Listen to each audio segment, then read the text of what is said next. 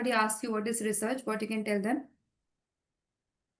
To search again, to Yeah. find a better idea of um, knowledge. And Hmm. Okay.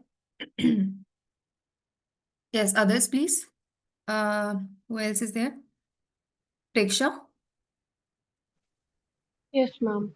Hmm. Uh, as the word research itself suggests, to search again. Hmm. And we see that there are certain topics in research in which there are a lot of research work already done. So I think it would be better to do as if when we are choosing a topic, so when we to look for topics which are the research gaps, the topics on which not much has been researched about or talked about. So that ways it will help to fill the gap, and the research papers on the gap will serve as a resource for further researches. And Okay. when we were talking about, Krishna told previously, that it should be in the field of science. Likewise, I think that there should be more research done in the field of yoga, because it helps both at the physical and the mental level a Hmm. person for the overall well-being. But there are a lot of research gaps, and I think when more research will be done on that topic, it will somewhere uh, serve to spread the awareness among the people Hmm. about how beneficial yoga is, because research papers help a great deal to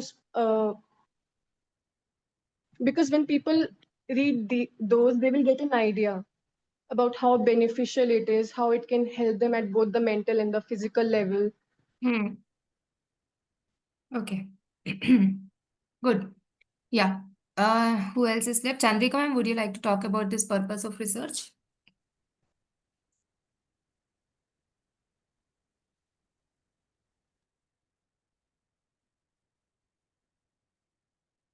Okay. I think she is not connected now. All right. So let us move further. We know very well what is the purpose of research.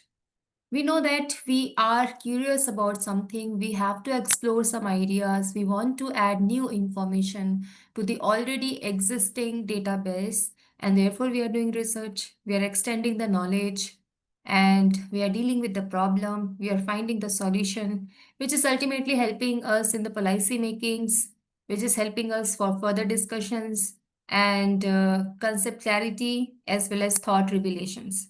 And how we do this, we have certain structure and we follow certain structures, we follow certain time limit, and that way we do the research. So we are expected to do the research by being aware of a lot of things. That means what is happening around, what is happening in that particular field, and we show our understanding through our writing. So writing, that means our report.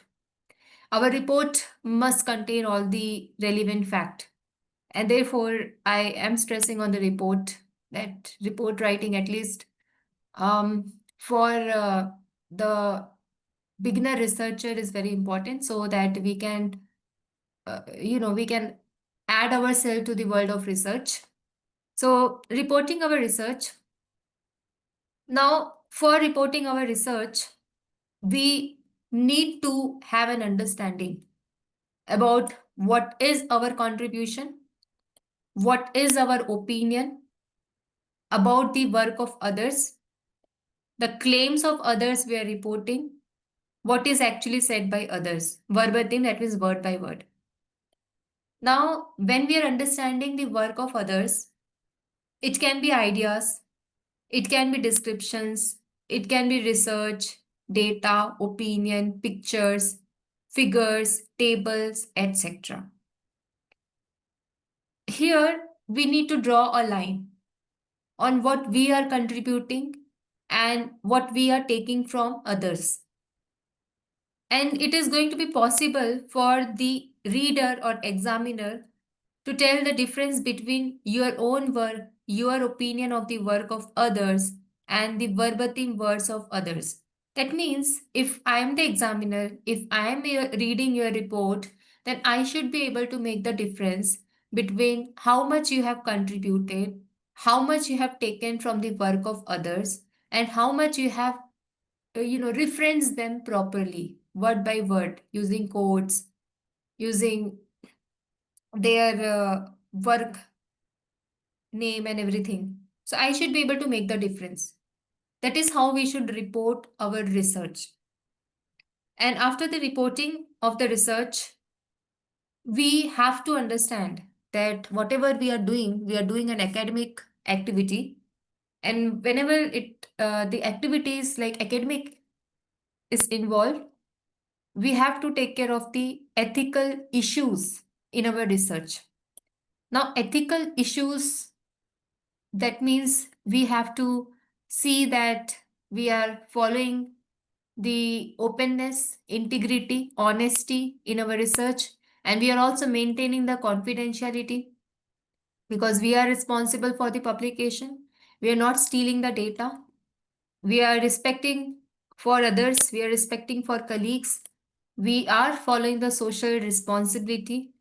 We are using the reference management tools properly so that work which we have quoted are referenced properly.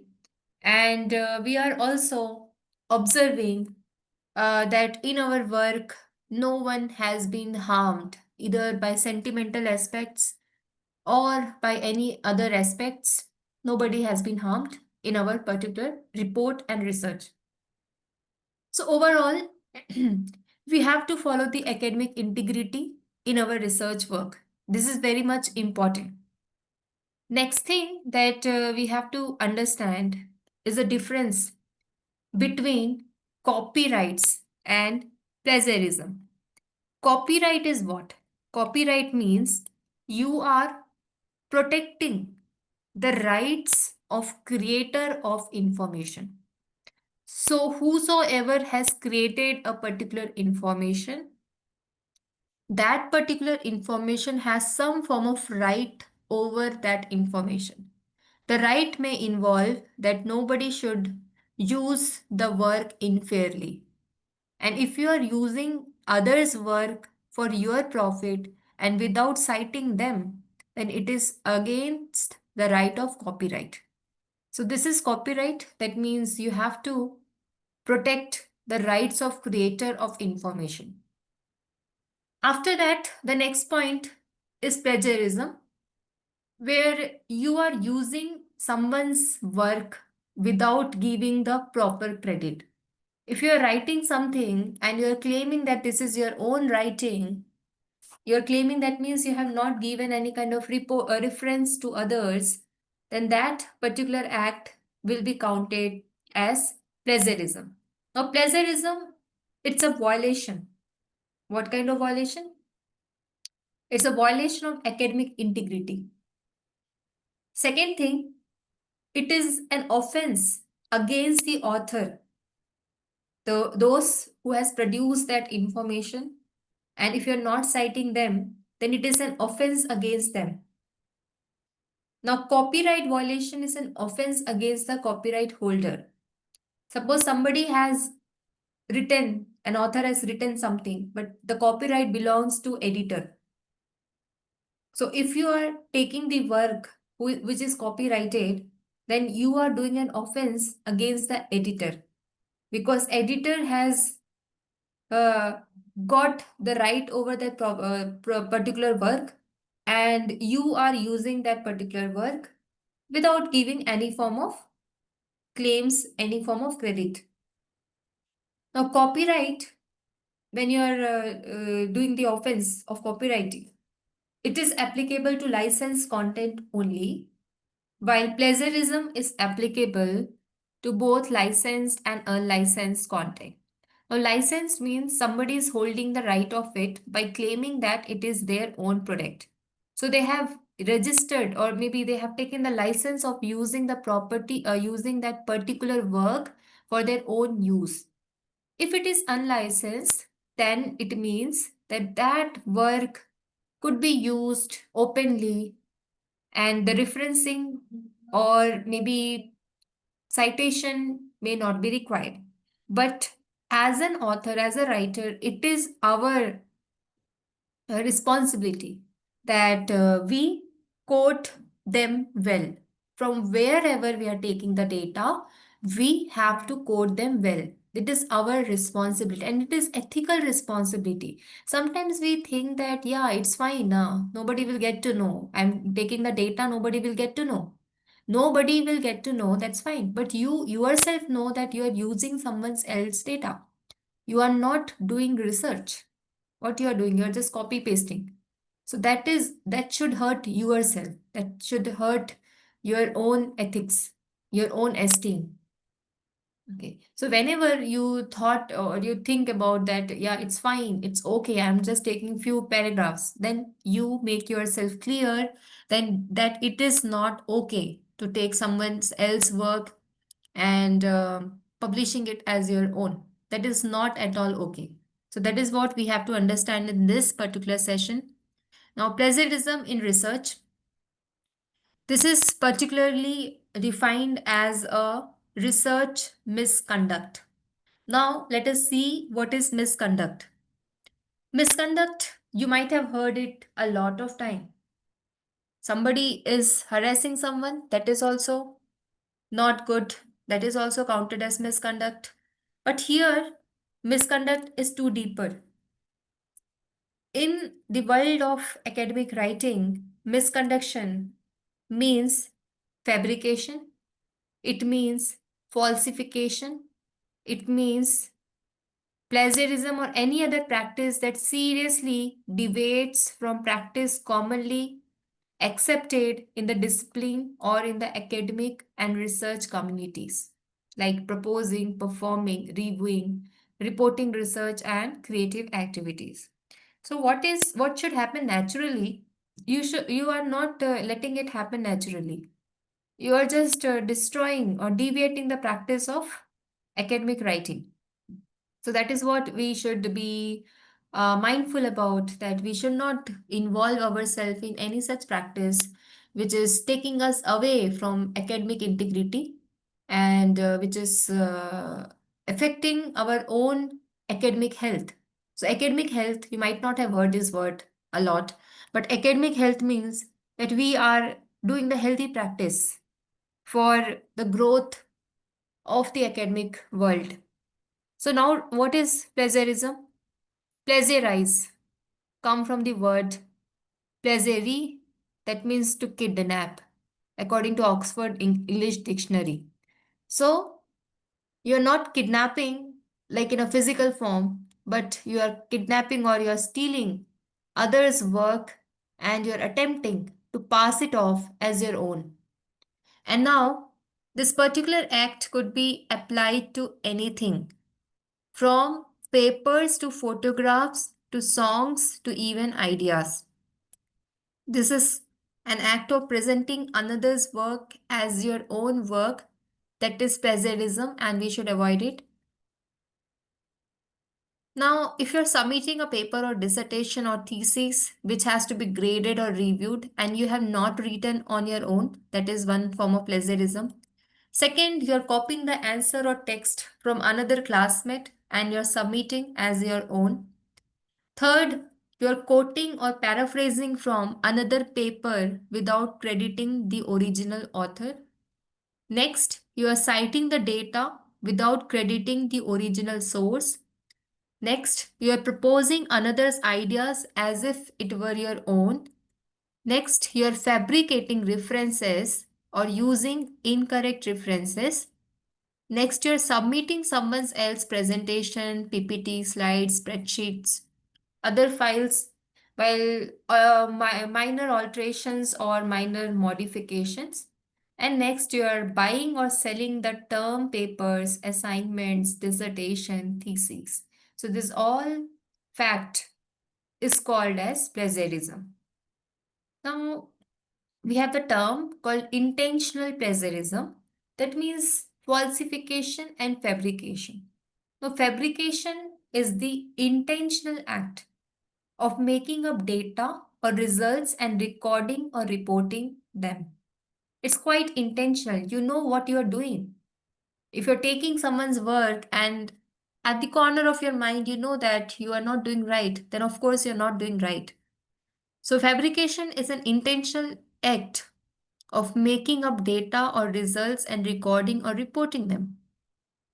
Now, falsification is a manipulation of research materials or equipments or processes, or changing or omitting or suppressing data or results without scientific or statistical justification, says that the research is not accurately represented in the research record. So, this would include misrepresentation of uncertainty during statistical analysis of data and also the fake peer reviews. So, this is all the intentional one. And now we have accidental one. Okay, here you can see that everything was done intentionally. You're taking up someone's own else data, you're projecting it as your own data, you're using it as your own data, and you're telling other people that this is your own work. So that is all the intentional plagiarism. Now we have unintentional or accidental one. Now here you fail to document or cite properly. Now documentation is important. Yeah. So you failed to cite the things or cite the work of other authors. So that is the unintentional. Second is you're quoting excessively. Okay, this is also one form of plagiarism. You want to prove something, and for proving something, three to four references quotation is fine. But for proving one thing, you want to increase your content of your work, and you're taking lot of quotations. So then also it is a kind of unintentional plagiarism. Third thing, if you're failing to use your own voice to present information on ideas, that means if you're copying the work as it is and you're not voicing your own opinion on it, then again it is an unintentional plagiarism. Now, if you don't know how to integrate ideas of others, if you don't know how to use that ideas for further development, for the further contribution, then that is also a kind of wrong practice. And if you don't know how to take notes, how to properly compile the data in a way that it is bringing some new output, then again it is a kind of plagiarism. Using minimal or careless paraphrasing, that is also one form of plagiarism. So these are all the unintentional plagiarism. So if some in the exam it is asked what is plagiarism, you have to define the term, you have to tell what does it mean, then you have to talk about the intentional one and the unintentional one. And also there is the self-plagiarism. Now what does it mean? This might be a new term for you. Self-plagiarism? That means I am copying my own work? Yeah, you heard it right. So you are copying the material you have previously produced and you are using it as a new material without giving a citation that you have already used this material. Now, writers often make this mistake. They use their own ideas in a new work, fresh work, but they fail to mention that the ideas has been already published in the previous work. So if such kind of activities are done, then also that is called as plagiarism, because now whatever they are working or whatever they are writing, that is already been published before. So this self plagiarism is also possible, and we have to make sure that we are not um, infringing upon a publisher's copyright. Now, what does it mean? Publisher has published and it has been copyrighted that the work will not be used unfairly or work will not be used without the permission of the editor. But you think that this is my own work and I have the right to publish it once again or write about it once again. But no, you have already given the charge of your work to someone else and it has been copyrighted. And now you cannot use the same work now and project it as a new work. Because if you do that, it will be called as self plagiarism. That is also the non ethical practice. Now, why people plagiarize? No, we know that it's not a good idea, it's not a good practice. Then why do we do that? Simple reasons. Study pressure, we all have it. Deadlines, timeline is going, time frame is going. We have a lot of work. We have this assignment, that assignment. Let us copy from somewhere else. How will ma'am will know? So that is also a kind of um, idea or kind of practice that people generally fall into. Now, if your research work is disorganized, then also we can see that this is practice. Then if you have poor study habits, that means you're not taking notes, you're not compiling the notes, you are not taking charges of your activities, or you're not adding something new to your work, then also it is there. Then cut and paste culture is increasing day by day, and now AI culture is increasing, generative text culture is increasing. We don't like to prepare or make our own data. What we are doing, we are just giving the command to the AI, and it is producing the text for us, and we are using the same text as our own. So that is again the plagiarism. That form has to be dropped. That form has not to be practiced now. Now, other thing is that because English, many people find it very difficult to write in English, and so they think that it is better to let it be written by someone else. So what we are doing, we are just using different sources for writing for us. Like AI generated text is very commonly practiced these days. So because we think that our writing is not good, and so we are relying on some assistant, the AI generative text. So if you also have no understanding about the seriousness of plagiarism, then also we can see that people do such kind of plagiarized thing. And many important, if the academic discipline is not strict, then obviously students may not follow it properly, may not give it much attention. And if you have got the careless attitude that I don't care, whatever it is, I just have to finish it, I have to submit it, I just have to complete it, and I have to go for a vacation and whatever. So that kind of careless attitude is also not needed. And if you have lack of referencing skills also, then that time also we can see that it will be coming under the fact of reason behind why people do plagiarize.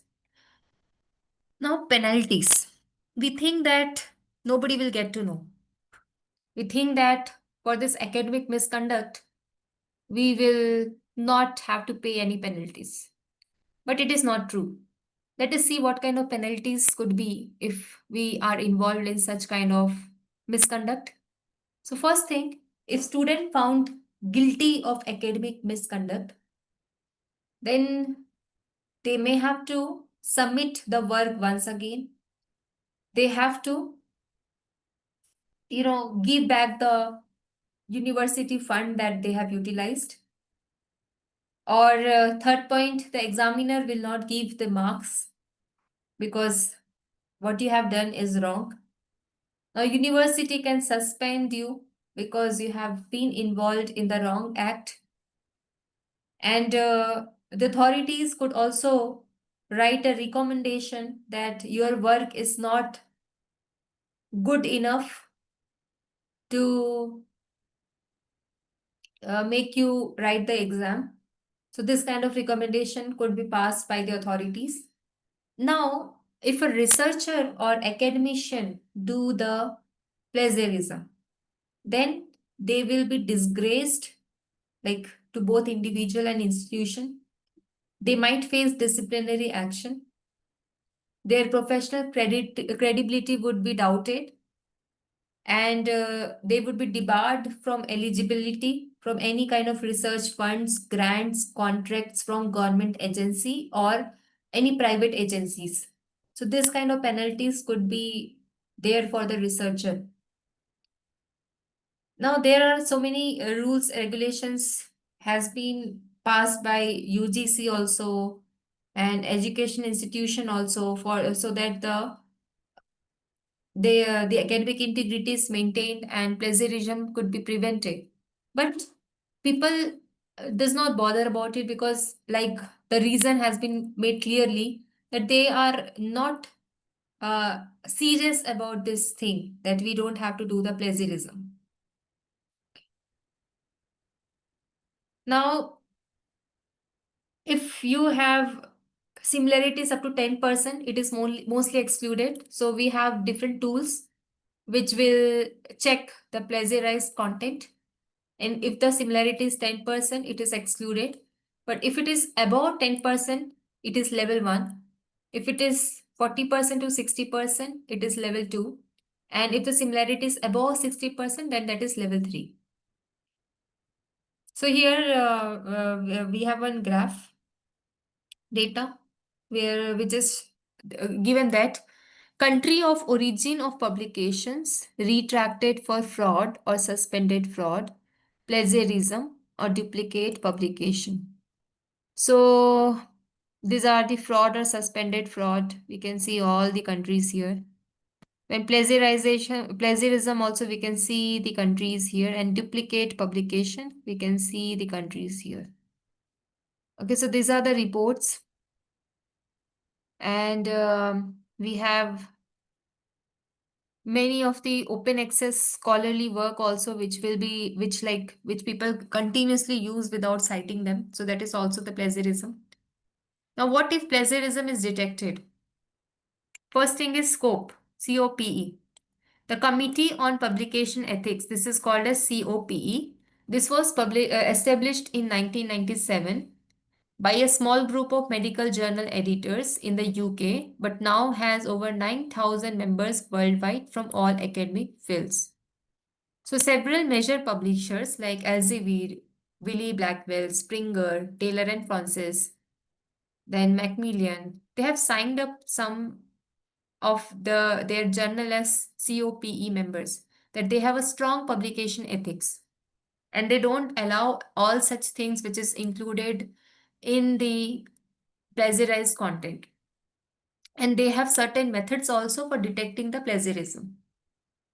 So we have certain detection tool, plagiarism detection tools, like some of the tools universities using, like Turnitin. Then Grammarly we can use it to check the plagiarized content at our personal level.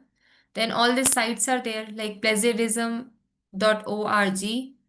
plagtracker.com, then Harvard College Writing Program Guide to Using Sources, Council of Writing Program Administration. These are some of the detecting tools. Now, what are the advantages of all these tools? First advantage is that it prevents plagiarism. Second is it engages researchers to make concerted efforts to improve the research writings. They can get instant feedback. The peer review would be done in a critical way, and it can identify the different words which have been added or deleted or substituted, and it also do the citation verification. Now the limitation is only from the online sources it can identify the plagiarized content. So, that means if you're taking the data from the books that is not stored online, then of course the chances of getting caught in the plagiarism is low, because then the tools would not be able to identify that from where you have collected the data. Second thing, it has got the problems with mathematical formulas. The latex file, it cannot check it. And if the format of the original documents will be distorted, will be modified, then also the tools will fail to identify the content. And one who does not differentiate between quoted materials and original writings at times, this is the limitation of this particular tool, that it does not differentiate between quoted materials and original writing at times. Now you can see this is the Turnitin. Somebody has just uploaded the paper. You can see the paper has been uploaded, and here you can see the review. 37% similar. That means 37% you can see the similarity index, plagiarized percentage, and here the percentage has been given that from where it has been copied. cjs.org, then GPF 5%, free patents online 4%. So you can see from where it has been copied. This is how the Turnitin or any other tools will work. And the similarity text checks for plagiarism exclude these following things. That means all quoted work either falling under public domain or reproduced with all necessary permission or attribution, that is excluded. Reference bibliography, table of content, preface and acknowledgement is excluded. Small similarities of minor nature is excluded. Generic terms, laws, standard symbols, standard equations are excluded from the similarity checks. Now, how we have to avoid plagiarism? Because right now we know what is plagiarism, what is wrong behind this thing, and why we should not do such thing or such act of copying. Now, if we have such ideas, we should think about how to avoid plagiarism. First thing, let us simply be honest with our practice of academic writing. Because it's our journey. We have started our journey. We don't have to prove ourselves as the best to anyone. We are just growing in this journey. We have to create the data, we have to structure it well, and we have to format it well so that it become our practice. And if we keep on using the tools, then we are not growing. We are not adding something new to our skills. So let us simply be honest. And second, understand what is plagiarism is, how to detect and avoid it. Read very carefully guidelines for writing theses, dissertation, research papers, research and results reporting. Must familiarize yourself with the subject. Must know resources at your disposal. Acknowledge the author. Understand how to cite a source. Understand what doesn't need to be cited. Put your research under open access for more visibility. And before you start doing the research work, do learn about research methodology. Take a English remedial course if your English is not good. Get training in reference management tools. I have told you about some reference management. Just try to explore it.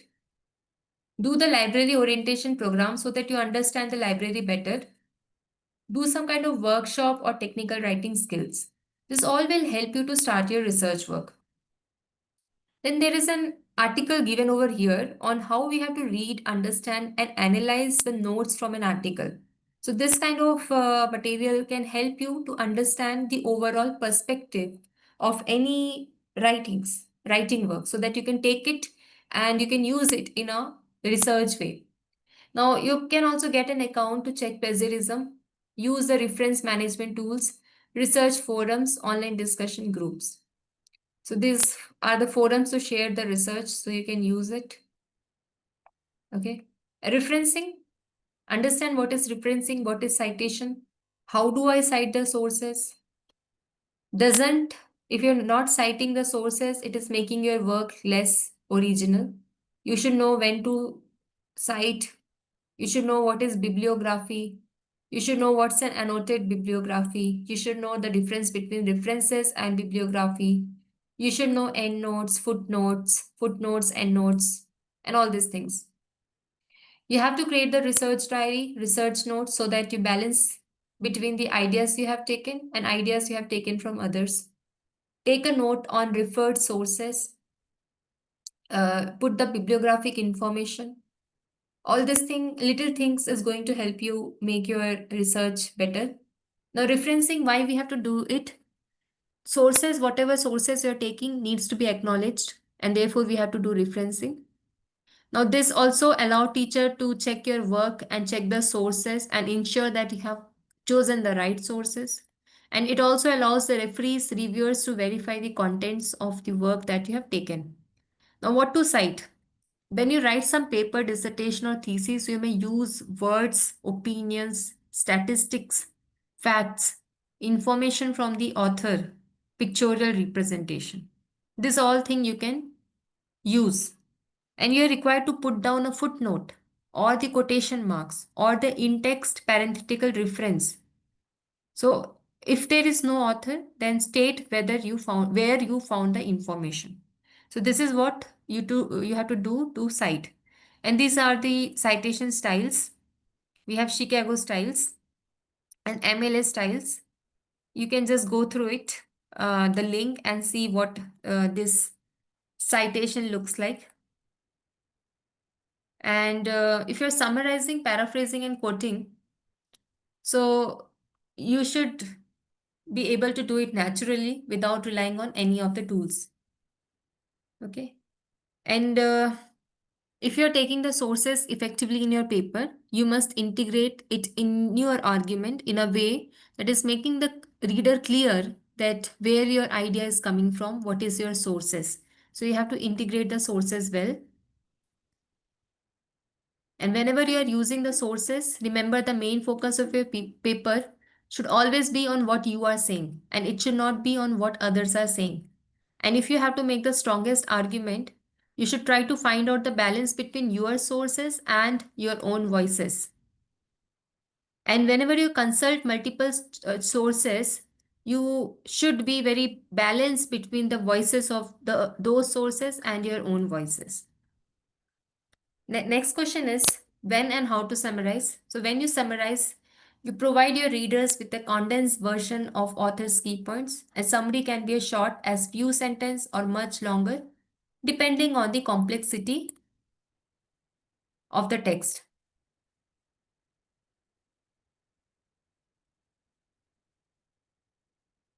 Now, the paraphrasing. Now, paraphrasing. What is paraphrasing? It is a restatement in your own words. You're using someone else's idea, but you're restating in your own words. That is paraphrasing. And you must change both the words and the sentence structure. You might not change the content or the idea, but at least you should change the word and the structure. And also keep in mind that paraphrase passage still requires citation because you are taking someone else's idea. So if you are changing the order or structure of sentence, using synonyms, different forms of words may change the voice or perspective. But anyway, you have to reference it, cite it, or give in the bibliography at least. The reason is you are taking the ideas of that particular text. Now, Ma'am, whenever you're, yes, ma'am, actually, I have a question. hmm, Ma'am, even it happens at times even when we are writing our own ideas or something we are writing on our own, but it shows that it's AI written. It comes. So what can we do in such a situation? It's written by us, but Mhm. the AI detector shows some percentage of AI. So what to do? See, in that case, it is not like it is not required to use the AI tools, which is not going to be worth for you to check the plagiarized content. All AI tools should not be trusted. Okay, so you keep on writing your original natural work, and later on we can check from the right tools, which will give the right similarity index. But ma'am, if when someone, if we have presented our research paper and someone else is checking and they see a percentage of AI, but we have not taken material from there, so that will show that we are taking material from there when we have not. Yeah, that might happen, and that is why I'm saying that we have to rely on the right tool. We cannot rely on Ma'am, any of the tools. can you suggest the right tools? Yeah, just now I have told you about the tools that you can use. So in this particular thing, I have told you about the Turnitin. Then where is that content? One second. I've told you about the Turnitin. Then I have told you about the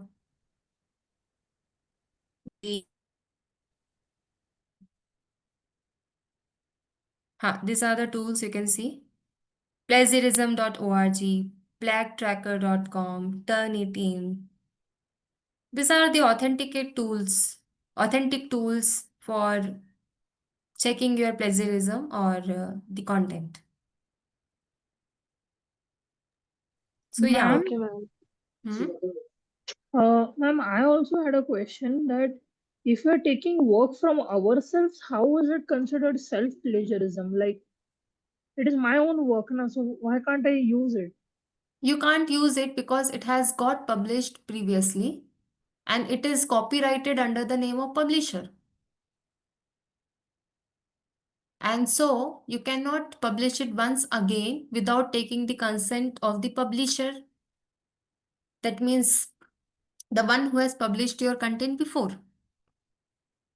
And yeah, if you have not published and then you are taking the content, then it is fine. But if the content has been published, then you could not take it because the right of that content belongs to the copywriter or the publisher. Got the point? Suppose you are giving me, you're selling me your cycle, and later on you are coming to my house and taking the cycle back. You're telling that this was my cycle because I have purchased it. So that is not allowed, isn't it? Once you have given the cycle to someone, that means that cycle belongs to someone. And similarly, the ideas, if you have given to someone, that means someone has published it, then you cannot take it back. Understanding, Ankur? But ideas are not similar to a cycle. It is not similar to the cycle, but you have given it to someone. And once you have given it to someone, you cannot take it back without the permission of the first that particular person. Because now the right to use that content belongs to him or her or to publisher. He or she can use it the way they want because the right to use it has been given already. And then you cannot use it for your own purpose. You cannot publish it with some other publisher by telling that this is your new work because the work has already been published. Okay. If you're writing this, suppose a writer will publish a content, one with ABC publisher, one with the XYZ publisher, one with the AEO publisher, and the same content, then it is not justifiable. It is doing wrong. He is earning money by publishing his content to a lot of places. And later on he's telling that this was my own content. So I can give it to any as number of people as I like because this is my content, this is my idea. But that is not a good ethical practice. That is like cheating other person. Okay, if you have given your work or idea to someone and they have published it, now the right for that particular content belongs to them. Now you cannot use that content once again, just claiming that it's your own idea. Because the publication has already been done. Yeah, got the point? Any doubts? Yes. Does it make sense? Yeah, Ankur, does it make sense?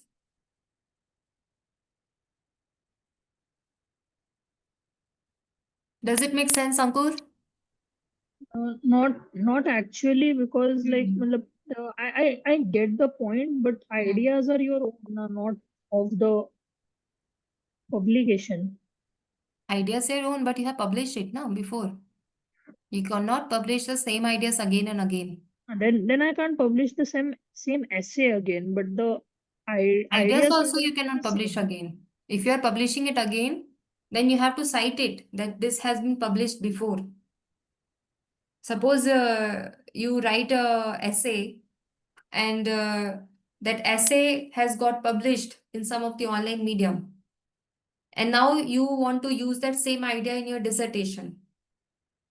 So if you're using the same idea in your dissertation, you have to cite it that that has got published in the particular website, and now you are citing or you're using that same content once again. You have to let the publisher or anyone who is going to check your content again that this has already been published. And now even the conference presentation, if you are presenting somewhere some ideas and if you are writing that ideas, then you have to mention that these particular ideas has been presented in this conference, and now you're using this same ideas for your work. So the examiner should know it very well. Okay, got the point. Yes, ma'am. Okay, now I will just quickly end it up. You should know when to quote. The basic rule of thumb in all discipline is that you should only quote directly from a text when it is important for your reader to see the actual language used by the author of the source. Then, if you risk that if you don't quote the author's ideas, then the author will lose the essence. Then also you can quote. That means if you think that if you don't quote, you will lose the essence of that particular idea. That means sometimes we have to do the translation, and if you're not mentioning the same quote, then it might lose that particular essence of the work. So there you have to quote. How much quote? Anything beyond 4 words, you should cite it. Quote is a word, sentence, or sentences that a writer copies exactly from a source. This is an enclosed in quotation mark. And for quotes of 40 or more words, it stands alone without quotation marks and is intended 5 spaces from the left margin. So if there is a paragraph you're taking up, then it should be in a separate paragraph and it should be intended 5 spaces from the left margin so that the viewers, readers realize that this has been taken from somewhere else. And sometimes you do the assignments, group work, and that you submit it to the institute. So if you want to use that particular idea, again you watch it out. You see that this is your own work, but no, it was a group work.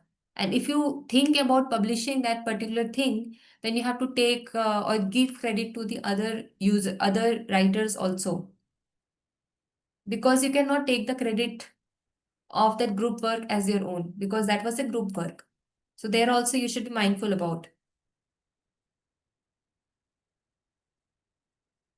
Okay, and these are the tools for reference management. So I request you all to just check it out, because reference management is very important skill in academic writing. We have this kind of reference management tools: Zotero, Mendeley, EndNote, EasyBib, Crossref, Citation Machine. Just try to use it. You can see you have to log in and you have to start using it. Mendeley also. Free reference manager it is. It has got a desktop application also and a website also. It helps you to manage the contents, the context in research. You can download the Mendeley for free. It has got the quick and simple installation. So all your PDFs, articles, book, chapter, just add to it, organize it well so that you can use that particular reference in your work. We have Zotero also, which is free, easy to use, bibliographic reference manager. It helps the researchers collect, organize, cite, and share the research sources.